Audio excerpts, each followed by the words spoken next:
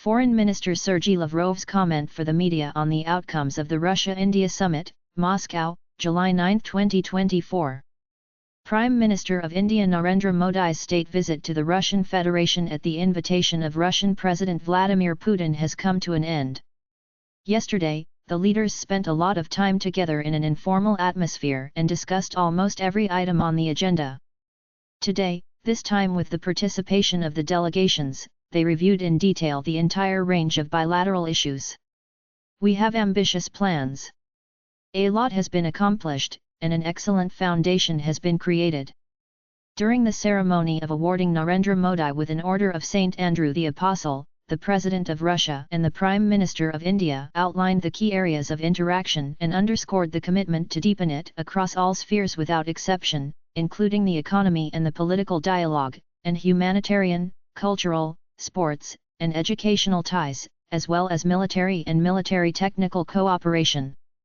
Our relations can be described as a particularly privileged strategic partnership, a term that is codified in the Russian-Indian documents and accurately describes the ties between our countries which go deep in history.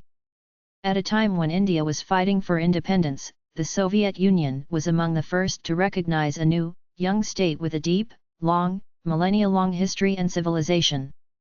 During today's talks, in addition to the bilateral goals that have already been accepted for execution, which were outlined by Russian President Vladimir Putin and Prime Minister of India Narendra Modi, there was an exchange of views on the international situation, primarily in the context of Russia's BRICS chairmanship. India supported the program that we are in the process of implementing. Mr. Modi said he was pleased to accept President Putin's invitation to take part in the BRICS summit in Kazan in October 2024. The situation and prospects of the Shanghai Cooperation Organization were discussed in detail.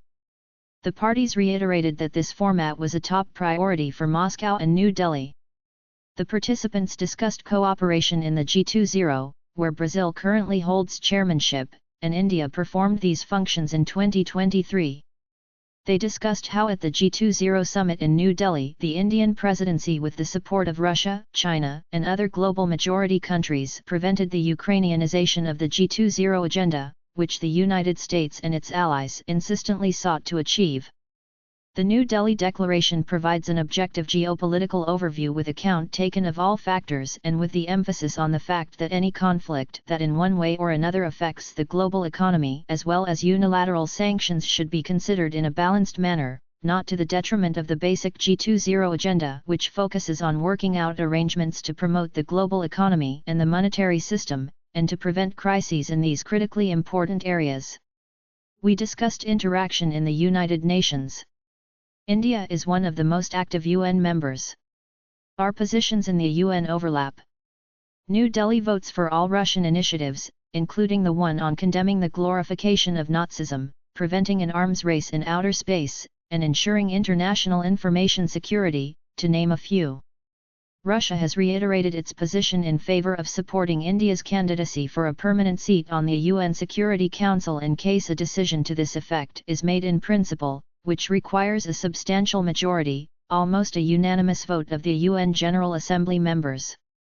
This work takes an effort, and the dialogue has been going on for a long while.